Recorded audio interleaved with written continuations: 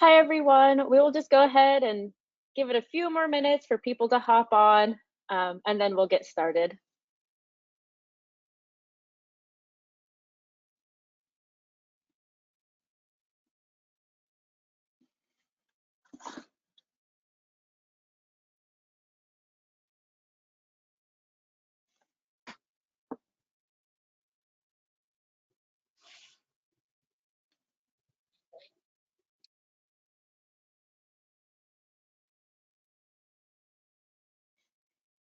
Well, you couldn't have better weather than what we have in Missoula. Yeah, it is really nice. Pretty warm, isn't it? Like 70s, 60s? Not sure what the temperature is, but boy, the sun is really out. Yeah, those upper 60s. It's kind of hot. That's nice, though. I always like when it's sunny in the fall. I feel like I just need to sit out for hours to soak it up before winter hits. Right.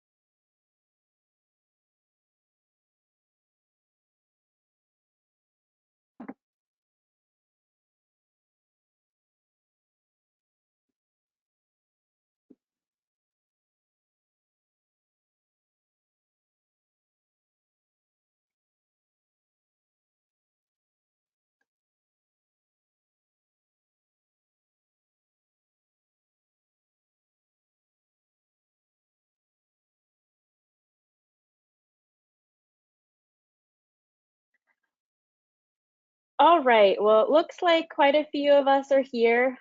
We do have one panelist that's having a little bit of technical issues, Dana Johnson. She'll hop on as soon as she can. But anyways, thank you all for attending. I'm Holly Womack with Pine Cove Consulting. We're a Montana-based company, and we're just really excited to have on a bunch of different experts that touch cybersecurity in some way or another, and just allow for free-flowing discussion. We have a handful of prompts that we'll go through, and feel free to drop in any questions, comments in the chat as we go along. We'll answer them as we go, and we'll also have time for Q&A at the end. Before we get started, let's just go through, if panelists, if you could all introduce yourselves, who you are, where you're from, and what you do. Derek, could you get started, please? 1 second, Derek. Just need to unmute you. Hi, everybody. I'm Derek Morris. I'm with Pine Cove Consulting. Been with Pine Cove for 14 years now, I think. I'm down in Wyoming on the I-80 island during the winter. And I've been kind of doing our cybersecurity stuff for the last 3 or 4 years. And so I look forward to conversation today. Awesome. Travis, how about you? Will do. Hello, everyone. My name is Travis Light. I am a cybersecurity advisor with the Department of Homeland Security's Cybersecurity and Infrastructure Security Agency, just to fit security into that name as many times as we possibly can. So what we do is journey around the state and help both private and public critical infrastructure providers just have an awareness of their cybersecurity footprint and give them some tips on improving that in the future. Prior to that, I worked full-time with the National Guard, and about the last 5 years have served as the lead on the cyber defense team for the state, providing cyber incident response, vulnerability assessment, that sort of thing. That's great. Thanks for joining, Travis. Paul Cause. Hi, I'm Paul Cause. I'm with Missoula County Public Schools, and I'm a technologist that specializes in educational technology. That's what my master's is in and what I'm getting my doctorate, pursuing my doctorate in. And currently I'm the president-elect of the Montana Education Technology Association. where we try to join together with other educational technologists around the state and try to solve as many problems and find resources that can help us with those problems. Thanks for joining, Paul. Dr. Klaus, if you could introduce yourself. You don't have to call me Dr. Klaus. It's okay to call me Sean. So I'm a professor in MIS at the University of Montana.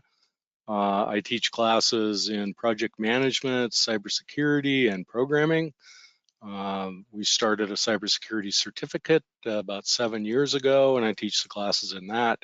And we've started a brand new bachelor's of cybersecurity just this fall. So I wrote the proposal, got approved by the Board of Regents, and now we're trying to, we have students here already taking the program. I'm from Missoula, educated in Montana. Got my doctorate at the University of Montana, my master's here, my undergrad at Montana State University, and then I have a postdoc from Washington State. That's awesome. And we also have on Christina Henderson. She's with Montana High Tech Business Alliance. She just helped organize us, get this together. So I just want to give a huge shout out to her. She really made it easy for me and everyone else on this. So to start off, we're going to start with a cybersecurity landscape. If we could just go through some of the challenges individuals, students, and businesses in our state face, I think that would be a great place to start. If one of you would like to hop in on that. Sure, I can take that.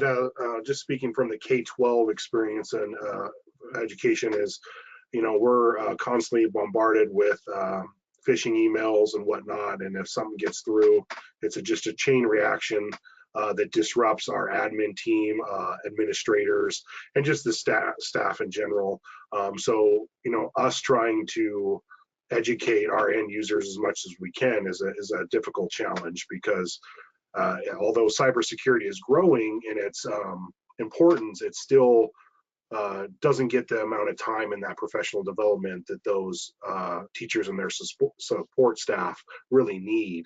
And so we always are looking for ways to fit in that time, do what we can to educate those end users, and then hopefully to reach out to CIS and other organizations like that that can really help us public entities. That's great, Paul. I think you definitely touched on it. Cybersecurity, it really becomes a professional development aspect. I mean, what you're doing at work also can affect your personal time. If you're using your work email address to sign into kind of a suspicious app or anything like that, could be a cascading effect. How about the rest of you? Do you have any insight on challenges people face in Montana? Paul mentioned staffing issues, and we see that a lot too, where cybersecurity ends up being maybe an additional duty, or it's just one of those, several things under the umbrella of a small or one-person IT shop. At businesses, at government agencies, it doesn't matter if we're talking public or private sector. It's a huge challenge across the state. Is just small organizations don't have the resources, time, funding, staff, trained staff to be able to adequately address cybersecurity. And then the other would be just information sharing. We have a tendency, Montanans in general, just to kind of close hold. We don't like sharing that information necessarily with the rest of the class. So we'd end up siloed a bit, and that's created some issues. I think we're getting better on that front, though. I'll add a little bit too. I think we have some huge workforce issues, both in the state and nationwide. With there's more job openings for cyber than there are people that are qualified to take them. I think the unique thing that's happened now, IT has been online for a long time, but now operational technology from a lot of critical industries is online too. So when you put both those things online, it creates a lot of critical business risk in the state. So we have issues with critical infrastructure, power, water, transportation. We have threats to the Montana University system. Hopefully we'll talk about that in a little bit later. We are cranking out graduates in this area, but unfortunately what's happening now is that a lot of them, we're exporting our talent. Those companies that are willing to give entry-level positions are not typically in Montana. We have some places like Pine Cove and LMG Security in Missoula that hire some people. I think the workforce is a huge thing. Definitely, and that kind of goes into our next little topic. Are there any threats or trends that you all have noticed that are really specific or unique to Montana? We are a very rural state, with a little over 1 million people in this huge, vast land. How does that kind of play into this issue?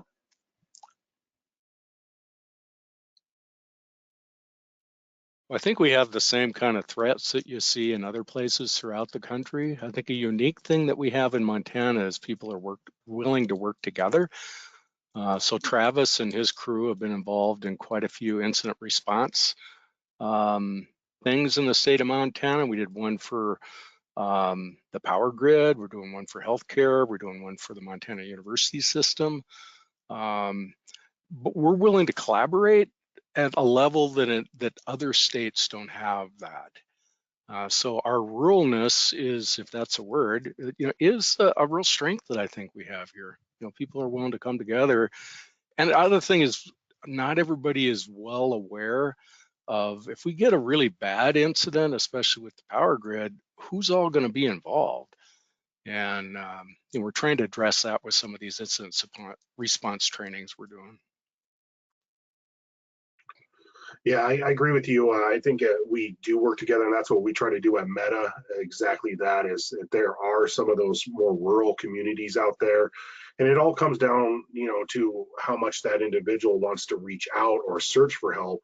I mean, sometimes you just have strong-willed people that think they can handle things, but the truth of the matter is when they're in a very small district, they're a part-time teacher and a part-time IT director, and depending on how important those things are, things will fall through the cracks. So it's awesome that when we do have a big incident, that we do have a team that can come out and help, whether it's LMG or CIS or whoever it may be, or even Meta. But we still at Meta at least worry about those ones that we can't reach, that those IT directors that just don't want to talk, and they could have everything figured out and all good on their own, but we more worry about the students' data, the staff around them, that they may need a little bit more help than they know, or at least know of the resources that are available to in this great state that we live in. Just like Dr. Klaus was saying, it really is amazing how many things we have available, as long as people know that they're there. For sure. I think on that point, if we could just dive into a little bit of the resources, because oftentimes it's hard for people to find new businesses that come up, or even for individuals, educators. So what have you guys found, and what do you recommend?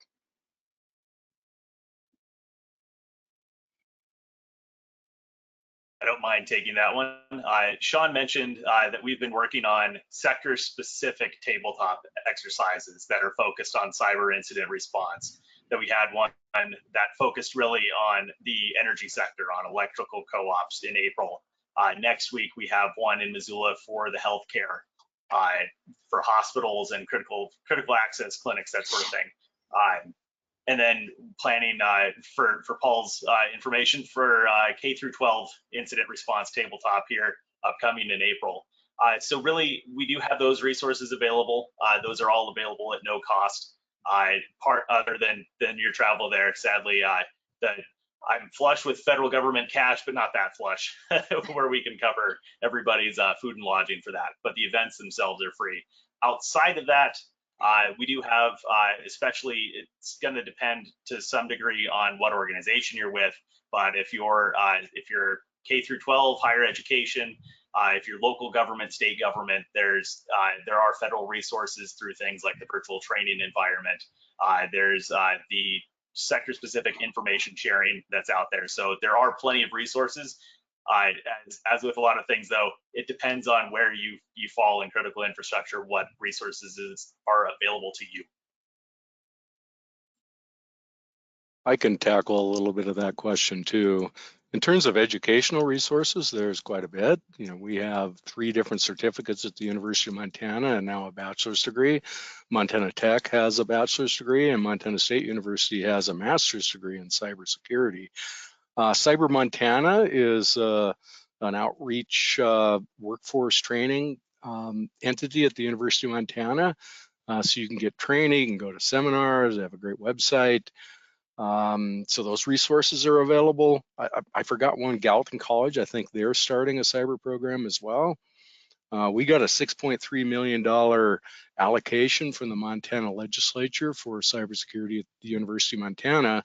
One of them is our cybersecurity bachelor's degree has some of those funds. Cyber Montana has some of those funds. We're starting a center for cybersecurity at the University of Montana. And we're also spinning up a cyber operations center focused on the Montana University system.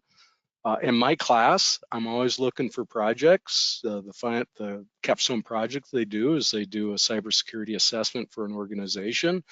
Historically, we try to do that with nonprofits and with schools, and we've done lots of them throughout the state. We wanted to not compete with companies like Pine Cove and LMG Security, but I work closely with LMG Security and they say, hey, Sean, it's fine to work with some small businesses. And I don't know how many people, I had to give a similar presentation 2 weeks ago to our advisory board. The Montana Department of Commerce has a program for small to medium-sized businesses where you can get up to $8,000 of reimbursement for cybersecurity measures paid to an accredited Montana cybersecurity company. So there are a lot of resources available. For sure. I think definitely like the grants, as you mentioned, the Montana Cybersecurity Grant for Businesses, and there's a handful of federal funds too for that public education, and it's just a matter of finding those or really reaching out. I know here at Pine Cove, we always try to do our due diligence to make sure we can find those grants and resources for people that we're working with. So let's kind of just dive into the, these big threats, as we mentioned, like the critical infrastructure, education. How have these evolved? Like if we were to take a step back 5-10 years ago, what are like the biggest lessons learned? How have they evolved? Things like that. I know, Derek, from your perspective, you kind of hopped into cybersecurity the past handful of years, but you've been in IT since forever. What have you seen? It's really kind of advanced pretty quickly in the last, since I've been doing IT with Pine Cove for 13, 14 years, it's quite different landscape from back then. Obviously we have better technology, so we have services like the MDR services from various vendors that will monitor your endpoints a lot better and kind of keep a 24/7 overview on the devices. But the fact that we had to get there in the first place kind of speaks to how quickly it's evolving. We've got malware and viruses getting out there now that are bypassing EDR technologies and living off the land a little bit more than they had in the past. And the biggest, weakest link, unfortunately, is sometimes the end users without secure passwords or 2FA and phishing links. That's the biggest one right now, I think, is, the malicious links that come in, the malicious emails or websites that look and feel like a regular website. Without knowing those little telltale signs to kind of look at, it's hard to discern between the two sometimes. And those are getting more and more advanced, especially with AI coming into the fold now. And so that's kind of my thoughts on it and the overview that I've seen over the last couple of years. So Yeah, would anyone else like to hop in and kind of give what they've seen and how it's advanced, involved? I can jump in. It used to be that everybody thought if you're on Windows, that's the only platform that's going to get attacked, but that's not true anymore. And I think the other thing it's not brand new, but just the amount of devices that we have connected now is much more than what we had, 5 years ago, and definitely tons more than we had 10 years ago. The hackers, the sophistication is much more, or very sophisticated, where you have, some of the, script kiddies from many, many years ago, but now you have organized crime doing it, and you have countries doing it that are really sophisticated. And there's great tools so they can go out and find the vulnerabilities, just like we have tools to try to protect ourselves. So thinking that you're safe is probably not a good assumption anymore. Yep, and I'll add to Derek mentioned living off the land, and I'm not sure if he meant living off the land techniques used by nation state actors, but that is something that we've seen an uptick in, is these threats from other countries using living off the land techniques, meaning that they're using things that are already native to an operating system, that are native to an environment, to hide really their malicious activity. To trigger that. I will say over the last 5 to 10 years that I've seen organizations make huge leaps. It used to be that you'd walk into certain small businesses and it felt almost like their workstations, their enterprise environment felt very much like your personal PC from the late 90s, early 2000s, or at least it felt like mine, where everyone's a local administrator and everyone's able to install and does install whatever they want on their machines. That is not as much the case anymore as it used to be. And really that leap where everyone's got a firewall that's managed, they're relying and outsourcing some of their cybersecurity to their cloud service providers. Everyone's using Microsoft or Office 365, that sort of thing.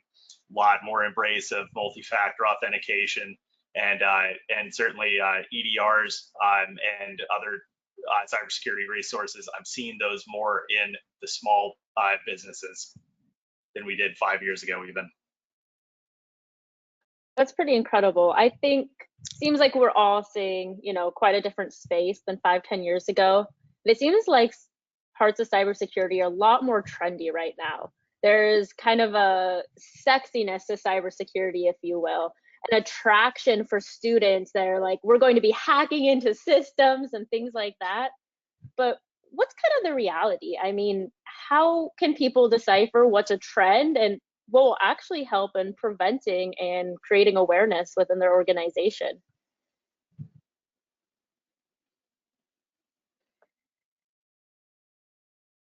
It's a hard question. It is. I'll throw out that really when I'm responding to an incident, it's usually not an attack. It's certainly not a 0 day, and it's not something that's on the cutting edge of technology. It's something that's an attack of opportunity because they're not following a best practice that they should be. Something like they're not patching systems, they're using outdated, no longer supported devices or software, that sort of thing, or just mistakes like leaving remote desktop protocol open to the World Wide Web. So usually when we're responding to an incident, it's not anything, like you said, it's not anything super sexy. In that case, it's something that would have been a best practice 5 or 10 years ago sometimes. The good news is that the incidents I'm responding to right now seem like they're in something of a lull. I will add, from the federal side, we're hearing things like post-quantum cryptography initiative. So you want to talk things that sound sexy or sound cool, machine learning, artificial intelligence, and tech that's going to blow all of our current encryption standards out of the water soon. So there's definitely need for people who are really smart and leaning into that front. For sure. I know there's a number of conferences that I've been to where the most packed presentations have been about post-quantum because it's so appealing, but we're 5, 10 years out. But what's crazy is a lot of huge organizations like Walmart are investing in that tech now. But when it comes down to, your local business, your local school, even most of the employees, that's really not what they're going to touch within their career. I think one of the things we're seeing, especially with big business, Fortune 500 and above, they realize the risk that's really there. There's about 2,000 new vulnerabilities every month. The average cost of a breach for a Fortune 500 company is $9.4 million. The average amount of time that they're in there is 277 days. So especially big companies, it's like, well, let's spend some of this 9.4 million that we could potentially spend to try to reduce risk so that we're better prepared. And then I think the other new development is AI.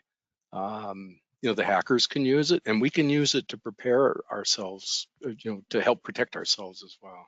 Especially if you're not up to speed where you should be in terms of governance, it's pretty easy to go to ChatGPT and say, give me a draft of an incident response plan. Don't believe anything that ChatGPT says to you. So that's your draft. And then you have to go through and, sharpen that plan. But at least, the governance is a big problem with lots of organizations. Definitely. With all these new technologies, how have you seen it affect the school districts, Paul? Because I know students are going to want to use them, right? Yeah, it seems Not just the teachers. Some districts are, really embracing it. It all depends, of course, on funding. But now that everything's going browser-based and more affordable, if not free for most end users, it's kind of nice to see that excitement about technology and about certain things. But then, from an school IT side of it, we've got to make sure that, P2 data is protected and that we're setting our students up for success. And one of the main, again, challenges that is educating our teachers and their support staff, because we still have this kind of divide of, the younger generation is catching up as far as them as teachers, but you still have this older generation of teachers and admins there that have no idea of the technology that the students are using and have no idea the capabilities of it. And so it's challenging to hear both sides of it. At least Missoula County Public Schools, we're a little bit more, we want it to come, especially AI. We want, just like Dr. Klaus said, it to be used in a way that is useful, just like we use calculators, just like we use typewriters. It's the next stage in how we can utilize technology to help us reach our potential faster and more thorough. So it's been challenging. There's a lot of other technologies like interactive flat panels and things like that, augmented reality and stuff like that, that are going to be exciting once the standard public school can utilize it. It's just right now what I see is it's hit or miss. Some, they have it at one school, they have it in one classroom. Some kids don't even get access to it. The infrastructure of the network isn't as good to handle multiple classrooms utilizing it. So we hear a lot of ideas and stuff, but Montana still, at least Missoula County Public Schools, is a little bit behind on just taking on everything. For sure. I think, our lack of access to broadband is huge, which makes it hard for people to train themselves, train their employees, even have students being trained. So I know, Dr. Klaus, you work with the students interested in cybersecurity. They're ready to study it, major in it. What about beforehand? How do you think we should be training the younger generation of Montanans before they get out into the workplace, whether they want to go into cybersecurity or not? Or even should we be training them and helping them? I think we definitely don't want to wait for higher education to solve the problem. I think the sooner you get people, or especially kids, engaged, the better. I didn't start using spreadsheets until I had already graduated from college, and my wife was a high school teacher, and she was teaching the same things that I was teaching at the university. So, we definitely need to advance. I think especially when you look at technology, there's some killer apps, like email's a killer app, the browser's a killer app, Facebook and social media are killer apps, and the amount of time for adoption took a little while. But if you look at what happened with AI, that just hit the land in November of last year. And the adoption of that has been amazing.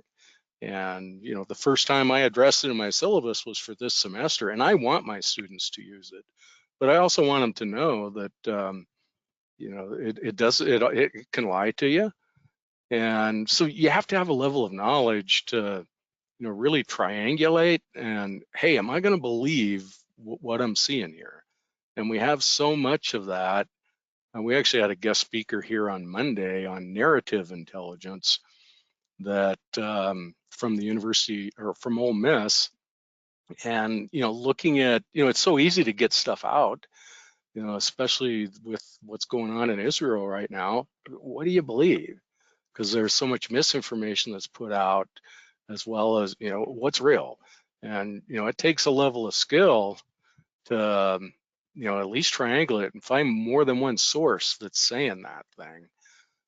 And, you know, teaching, you know, our students in all levels that, hey, if it looks too good to be true, it probably is. And you need to be a critical consumer of information. You gotta you make some judgments. Is this true or not? And unfortunately, you know, the technology that can like and love stuff, that's not really people doing it. You know, it happens faster than what normal people do it. So a lot of that stuff, you know, really rises to the top in social media. So we need to be careful there. And the Center for Narrative Intelligence is trying to put together some tools with AI, you know, to help you decide, hey, what's real here and what's not. For sure. It's definitely a manual process right now. I know from the Pine Cove side, and Derek, you could speak to this. We always get questions every day, multiple emails. Is this email real? Should I click on it? Like I clicked on it. I gave them my information. Was it real? Derek, could you speak to that a little bit? Like what you see in your day to day and maybe some preventative tips as well? Yeah, again, I think it goes kind of back to, you know, paying attention to the email address that it's coming from and they're finding ways around that and have for a while too, but paying attention to those and the tone of the email, the minute details, really, you know, they're not necessarily always going to spell the words correctly or put the punctuations in the right places. With AI, that's getting harder to find just because of the fact that that can write out a script for you fairly easy to make it sound pretty believable.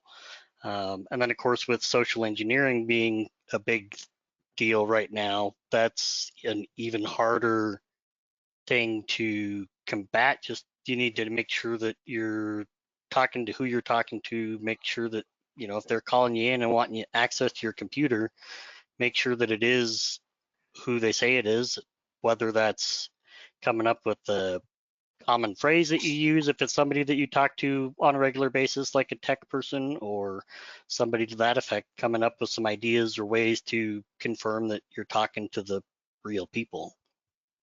Definitely. And I know we've covered a lot about the human element of cybersecurity.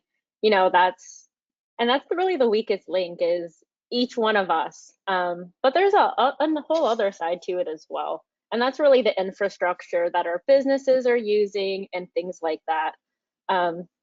Travis, I don't know, do you guys have any advice on updating systems, things like that? Or are you really into the training aspect? No, certainly. I mean, from updating systems, that is a thing you should do, definitely, is patch your systems. Since it does offer some more of the technical features, services, especially the vulnerability scanning, web application scanning. And for those, really, the idea is you sign up and you get a continuous scan of any external facing IPs, any external facing web applications, and you get a weekly report generated. What's nice about that too is it then opts you into what's called the pre-ransomware vulnerability notification program, where if we see that your system has a vulnerability that's being actively exploited by bad actors out in the wild, I turn around and give you a call within 24 hours. It's one of the few things that I'm required by law to do is that notification that, hey, you have a critical vulnerability that we are being seen exploited out there. on other systems around the country. So definitely something worth signing up for. Less so on the updated systems, but certainly you don't want to use things that are out of date. You want to make sure everything's patched and get that awareness of where you're at and track known vulnerabilities. I'm not sure how familiar everyone is with the concept of a POAM or a plan of actions and milestones, but the idea is that it's just a tracker of the vulnerabilities that you know about. Hey, we have this old Cisco switch that we know is no longer supported by Cisco. Here's our plan for it. It may take a few weeks, may take a few months, but at least we have that documented, and everybody in their organization who looks at that POAM knows about it. That's great. How about you, Paul, within the K-12, where I know oftentimes you guys are working within a set budget. At times it can be hard to update that infrastructure. Like, what advice do you have? What have you seen? Yeah, it's really having good communication with your admin team and your superintendent. It's really important to stress, especially also with the board, as much as you can, stress the importance of that, those patching those vulnerabilities and setting yourself up to not just play defense, but to be more proactive. It seems that a lot of schools that I've had experience with, especially smaller districts, they're just in this perpetual mode of playing defense and reacting when something happens versus trying to be more proactive and taking the steps needed to, like Travis said, to really get those things going and to keep up to date on all those vulnerabilities. CIS does a great job of sending things out weekly, and so does Pine Cove. I know you guys do that. It's a great feature, but again, it just, people have got to be actively engaged in receiving those things and being adamant to doing that. And what we face in the K-12 environment is sometimes you just don't have the staff to dedicate the time to be that on top of it.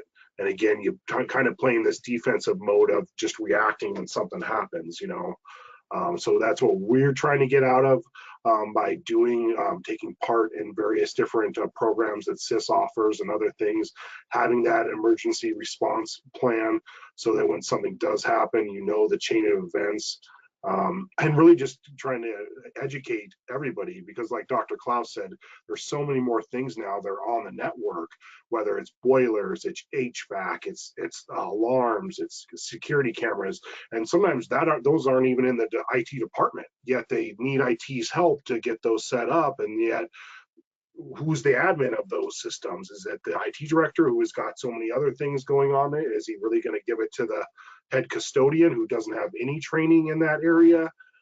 So it's like hard who you give admin credentials to and who you have to trust with those things in the K-12 environment. For sure. I think a whole other layer to that is bringing your own device, right? BYOD. Everybody having cell phones and their personal computer and an iPad and then this and that. And I feel like within each part of cybersecurity, whether you're taking a course or you're a business owner, that presents a pretty big vulnerability. How do you guys combat that? What do you recommend? Can we just dive into that? I have a few that come to mind. Proper network segmentation, which I have. That's another bit that I've seen vastly improved over the last 5 years, is organizations actually segregating, whether logically or physically segregating their traffic. That's the public BYOD type, whether it's employees' personal devices or whether it's guests, from official, corporate or government-owned equipment. So network segmentation, zero trust architecture, and complying to connect. So I don't see as much in the comply to connect realm yet, but the idea is that you have some service, some software usually, that will put you in sort of a quarantine subnet until you have the patch levels that are needed to get onto the network. So if you have an outdated version of your Windows OS, Windows 10 needs some updates, Adobe needs some updates, that comply to connect solution is forcing you to be quarantined until you remediate that. It is, though, giving you access to the World Wide Web just for that. So that's definitely something for that BYOD concept to work.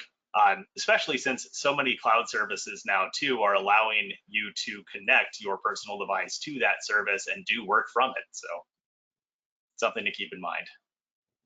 For sure. How about in the university aspect, Dr. Klaus? What do you see? Because I know students are using their laptops, their phones, and when they're enrolled in a cybersecurity program, do you talk about that at all? Could you just dive into that for a minute? Yeah, we definitely do talk about it. Universities are they're a really difficult place to secure. Everybody's got a cell phone. Everybody's got a personal computer, especially Mhm. all students have one. We have wireless networks. We have wired networks. We're trying to do, what Travis had talked about, network segmentation. Especially in my class, I bring somebody in that hacks a Wi-Fi password. And when they see that, they see, they put up a rogue Wi-Fi hotspot, but you also see the real ones on there while they're hacking. And we have a Grizzly guest area that's truly meant just for guests that are coming to campus. And then we have Eduroam, which is a secured Wi-Fi network, and most students are logging on to Grizzly Guest, which with your own device, that's probably not a really good idea because the hackers can get in there too. They can't get into Eduroam. Yeah, we also have this thing called academic freedom where, there's some websites that you could go to legitimately for research that in, the K-12 environment and a lot of public libraries you can't go to. So we have to be a little careful about, what proxy server settings will be set up. But yeah, it is a nightmare to truly secure a public institution of higher education. Definitely a balancing act. I'm curious for Paul's take on this. I had an incident at a school a few years ago that I responded to, and the IT administrator there and I were discussing credentials and password strength and everything, and he asked, well, how do I get first graders to remember its complex password? And I have some ideas, but I want to kick it over to Paul to see if what his answer would be for that. So we have a service, it's called Clever, and basically it's a little badge that the kids get that's got a QR code on it that has that student thing. So they basically, I think it's third grade when they're expected to start remembering their password and typing it in without their Clever badge anymore. Interesting. Yeah, my thought was more making sure that whatever those first grade, second grade accounts can do is not much, and definitely not anything more than what they should. Oh yeah, everything goes off of that Clever kind of portal that gives them access to the iReady, their different things. And then we have different segmentations for elementary, middle school, high school. Then we have a BYOD that we just set up this year. And then we have a guest account like Dr. Klaus that is just kind of for anybody that comes in from outside the district that needs to connect. I will say it doesn't just apply to first and second graders, but the more you can encourage users to not have to remember passwords or complex passwords and go more towards the passphrases or even passwordless, like you're saying with those badges, seems to be the better answer. Really so much of this is trying to reduce that human factor as much as you can. Yeah, good point. For sure. I think still what's crazy to me is those first graders, second graders, they can use technology better than most of us. I mean, wow, like they could go on, they know YouTube, they know what to search for, like they know the applications. It's pretty crazy how nimble they are with it. Yeah, and that's the hard part is that, again, I was telling about that age gap. You have these individuals that have, just very limited tech skills, yet their students are far superior than them. And so, when they walk out of the room and they've left their computer on, and they didn't close it, there's just those little things like that where some teachers just don't understand how quick these kids can be, or hijack the screen that's mirroring a display and play something, or putting a flash drive in the back of a TV that's doing a PowerPoint show, and all of a sudden it's a new PowerPoint show. And luckily we have cameras now that can hopefully catch these kids when they do that. So it's limiting how much, criminal activity, I guess you would say, is happening with technology, but it still happens. For sure. I know we're just about at time. If anybody has any questions, feel free to drop them in the chat. If you think of anything later, feel free to send them my way. You can just respond to the email you all received. But I think lastly, we went over pretty big topics. Prevention is key, training, and reaching out to those resources. And just trying to focus on that offensive mode instead of that defensive. Think before we quit for the day, if all of you could kind of just go around and give your main takeaway you would like people to know about. I guess I can start. Technology is not going to solve this problem for us.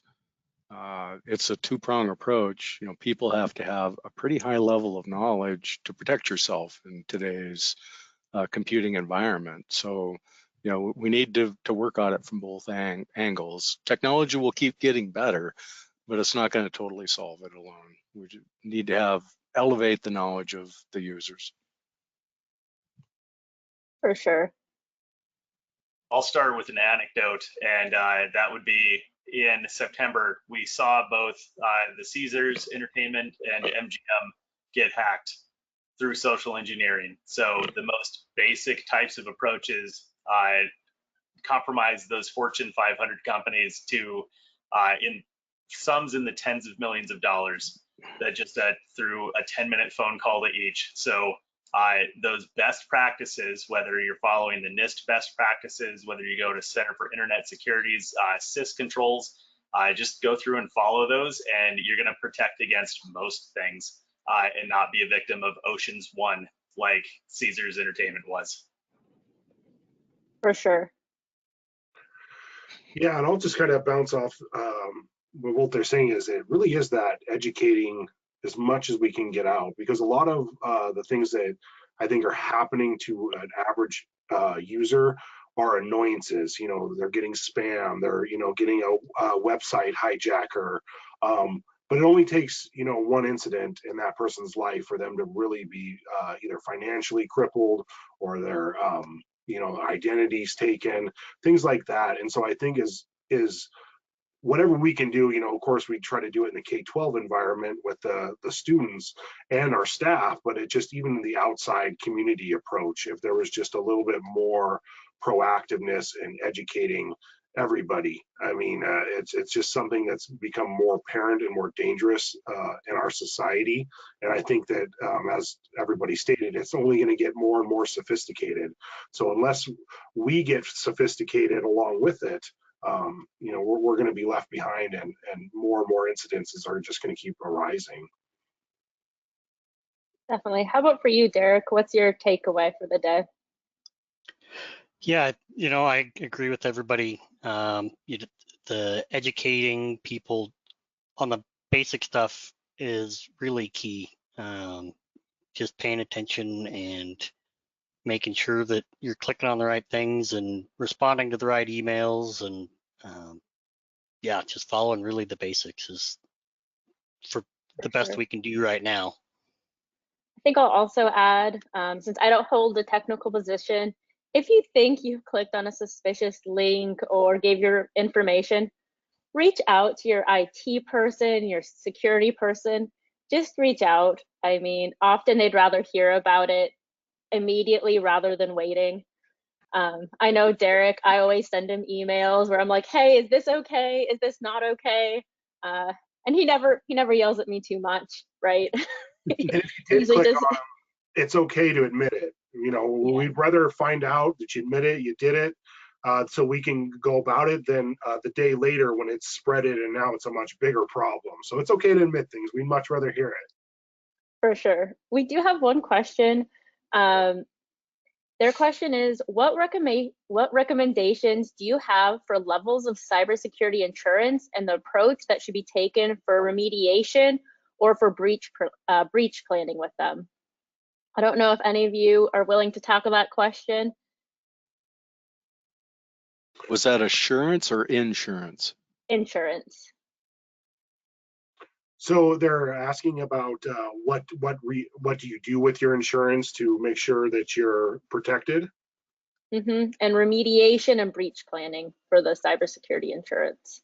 Yeah, so just from my experience in the K-12 environment, you definitely want to go in there either hopefully yourself as an expert or bring in an expert that's outside of the insurance, because I'm just seeing that sometimes they don't have a fully understanding of some of the things they want to implement or do in the environment that they're trying to make it happen.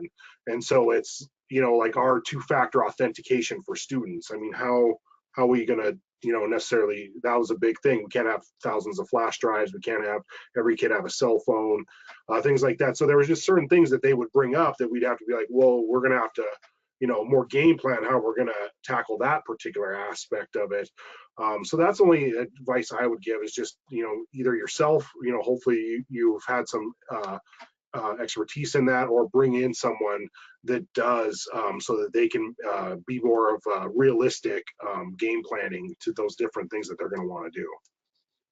I think also on that point, we often see it's not about checking all the boxes, and oftentimes a business owner or a superintendent is all about checking the boxes on a cybersecurity insurance form.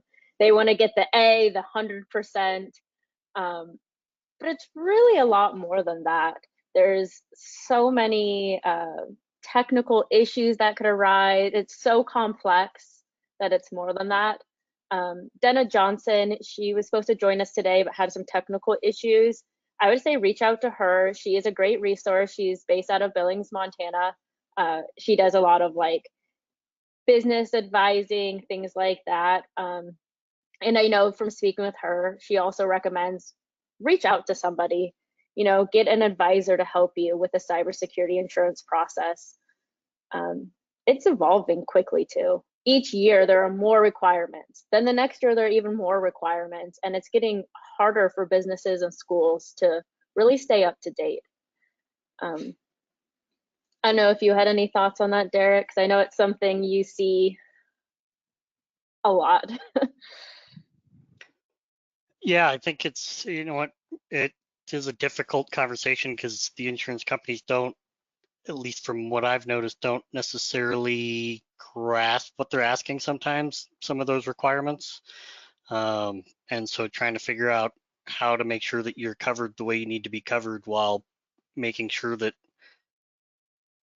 technology is supposed to be beneficial and not a hindrance. And I don't feel like we want to make it harder to use technology. We want to make it easier to use technology, but stay protected at the same time. And sometimes the insurance companies are asking a bit more than maybe is needed, or maybe not. I think that's kind of a decision that you have to make with the stakeholders that are involved and with the insurance company to figure out the middle ground.